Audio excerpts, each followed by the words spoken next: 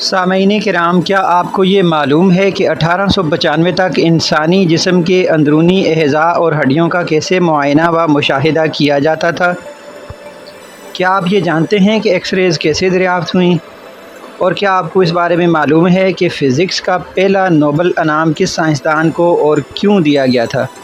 اگر آپ ان سب سوالات کے جوابات جاننا چاہتے ہیں تو آج کی یہ سائنس کہانی آپ کے لیے بہت دلچسپ اور مفید ہونے جا رہی ہے، جس میں ملیں گے آپ کو ان سب سوالات کے جوابات۔ یہ سال 1895 کی بات ہے، جب تک انسانی جسم کے اندر اعضاء یا ٹوٹی ہوئی ہڈیوں کو دیکھنے کے لیے انتہائی تکلیف دہ اور خطرناک سرجری سے گزرنا پڑتا تھا۔ ہماری آج کی کہانی کے ہیرو ہیں کنراڈ رنٹگن، جو کہ ایک جرمن طبیعیات دان تھے۔ رنٹگن جرمنی کے شہر وینزبرگ کی ایک یونیورسٹی میں پروفیسر تھے۔ وہ ایک محنتی اور مستقل مزاج سائنسدان تھے۔ نومبر کی ایک سرد شام کو جب وہ اپنی لیبارٹری میں ویکیوم ٹیوب میں الیکٹرانز کی پراسرار شعاعوں کے ساتھ کام کر رہے تھے تو انہوں نے ایک غیر معمولی چیز دیکھی۔ لیبارٹری میں مکمل خاموشی تھی، صرف بجلی کی ہلکی سی گونج کبھی کبھار سنائی دیتی۔ رنٹگن نے ٹیوب کو ایک کالی شیٹ سے ڈھانپ رکھا تھا تاکہ ٹیوب کے اندر سے روشنی باہر نہ آ سکے۔ اسی دوران رنٹگن نے ایک عجیب چمک قریب پڑی ہوئی ایک اسکرین پر دیکھی۔ یہ اسکرین بیریم پلاٹینم سائنائڈ سے کوٹڈ تھی۔ رنٹگن کا دل تیزی سے دھڑکنے لگا۔ وہ یہ جانتے تھے کہ یہ چمک کیتھوڈ کی شعاعوں کی وجہ سے نہیں ہو سکتی جو کہ ٹیوب کے اندر موجود ہیں۔ رنٹگن کئی سالوں سے کیتھوڈ ریز کے ساتھ کام کر رہے تھے اور وہ یہ سمجھ سکتے تھے کہ وہ ایک نئی دریافت کی طرف بڑھ رہے ہیں۔ رنٹگن نے اپنے آپ کو 7 ہفتے تک لیبارٹری کے اندر دن رات محدود کر دیا اور وہ ان پراسرار شعاعوں کے ساتھ مختلف تجربات کرتے رہے تاکہ وہ ان پراسرار شعاعوں کے تمام اسپیکٹس کو اچھی طرح سے سمجھ سکیں۔ رنٹگن نے ٹیوب اور اسکرین کے درمیان فاصلے کو بڑھا کر دیکھا، لیکن اسکرین پر پراسرار چمک برقرار رہی۔ انہوں نے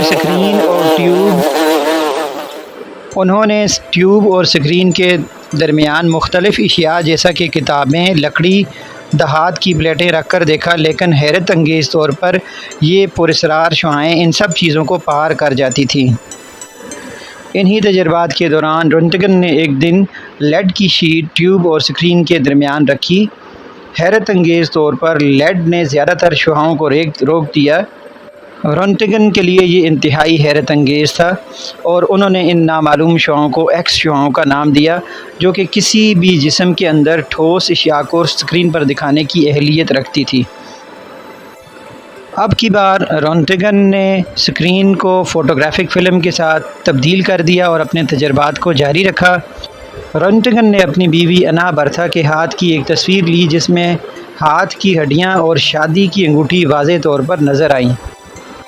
دراصل رنٹگن کی ایک انتہائی مدھم روشنی والی لیبارٹری میں دنیا کی ایک اہم ترین دریافت ہو چکی تھی، جس نے طب اور طبیعیات میں کئی تبدیلیاں لائی اور انسانی جسم کو سائنس کی روشنی سے منور کر دیا۔ طبی ماہرین نے جلد ہی ایکس ریز کی صلاحیت کو محسوس کر لیا اور چند ماہ کے اندر ایکس ریز کو ٹوٹی ہوئی ہڈیوں کی تشخیص اور مریض کے جسم کے اندر اشیاء کو تلاش کرنے کے لیے استعمال کیا جانے لگا۔ 1901 عیسوی میں رنٹگن کو ان کی اس انقلابی دریافت پر فزکس کا پہلا نوبل انعام دیا گیا۔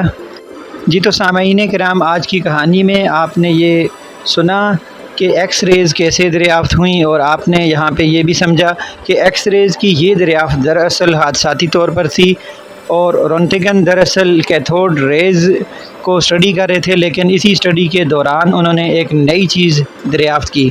سائنس دراصل انتہائی مستقل مزاجی اور صبر سے تجربات کا نام ہے۔ رنٹگن نے ایکس ریز کی یہ ڈسکوری 50 سال کی عمر میں کی اور اس سے قبل وہ کئی سالوں سے اسی لیبارٹری میں کیتھوڈ ریز کے ساتھ مختلف تجربات کر رہے تھے۔ کسی بھی دریافت کے پیچھے سالہ سال اور شب و روز کی محنت موجود ہوتی ہے اور بہرحال یہ محنت کبھی بھی رائے گاہ نہیں جاتی۔ امید ہے آپ کو ہماری آج کی یہ ویڈیو پسند آئی ہوگی۔